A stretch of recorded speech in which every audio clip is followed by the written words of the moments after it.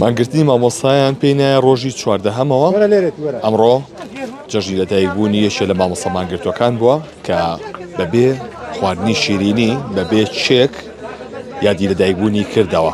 نەچوە لای مامۆستا دڵشاد بابان. سڵاو لێبێ مامۆستا، جەژنی لەدایکبوونە پیرۆز بێ. تەمەنە بوو بەچەند؟ زۆر سوپاس، بەخێر بێن. هەرچەند تەمەن ناوەترێ بەڵام قەیناکە لێرە نووسراوە 45 وتیان بیگۆڕێبیکە بە 46 وتم جارە بە هەر 45ەکە. هەستێکی چۆن بوو کەمڕۆ لە ناو هاوڕێکان تا لە کاتی مانگرتنە یادی لەدایکبوون نەکردەوە؟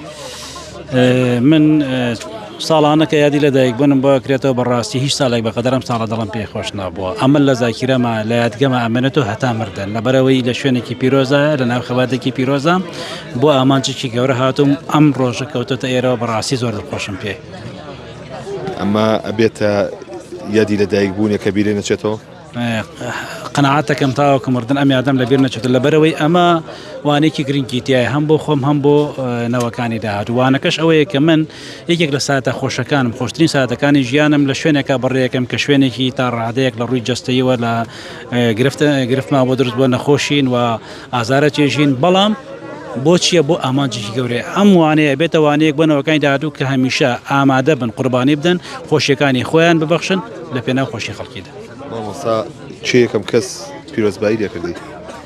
وەڵاهی حقەتێک بڵین هاوڕێ خۆشەویستەکانی ئێرەم گوڵیان بۆ هێنا هاوڕێ مانگرتوەکان ئەوان پیرۆزبایان لێکردە میتر دواتریش هاوسەر و مناڵەکەم هاتن بەڵام ئەوانش پیرۆزبایان لێکردم دیاریان بۆ هێناوی. چی بوو دیاریش چاشی تیا بوو؟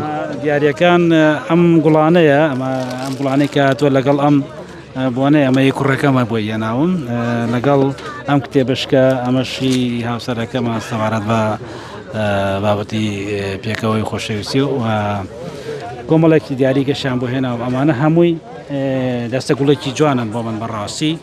بەڵام لەگەڵ ئەوەشا لە پاڵم دیارانە ئێمە لەم خەباتە مەدەنیا کە بەهۆی گرفتی تەندروستیەوە گەلێک ئەندامی جەستەمان لاواز بێتێک لەو ئەندامانێک کە من بۆم نەگرفتی بە دروستکردن ئەمەیە کە من لە هەموو ژیانم چاویلکەم بەکار نەهێناوە. ئەوە ئێستا چاویلکی شامۆ نووسین بەڵام سپەی سەربەرزم ئەمە شەرۆک و شانازیەک بەکارێنم لەبەرەوەی لە پێناو خەباتێکی جوانە لە دەستمداوە. دووبارە تەمەن درێژبی بە ناوی ستافی 1964ەوە پیرۆزبایی و لێەکەین. بەڵێ ئەمەی کە گوێبیستی بوون ئەمڕۆ یادی لەدایکبوونی مامۆستا دڵشاد بابانی بوو کە تەمەنی بووە بە 46 ساڵ لە ناو خێمەی مانگرتوانە یادی لەدایکبوونی کردەوە و هاوڕێکانی یادی لەدایکبوونەکەیان پیرۆز کرد و بوو بە یادێکی لەدایکبوونی تایبەت لە ژیانی ئەم مامۆستا مانگرتووەدا.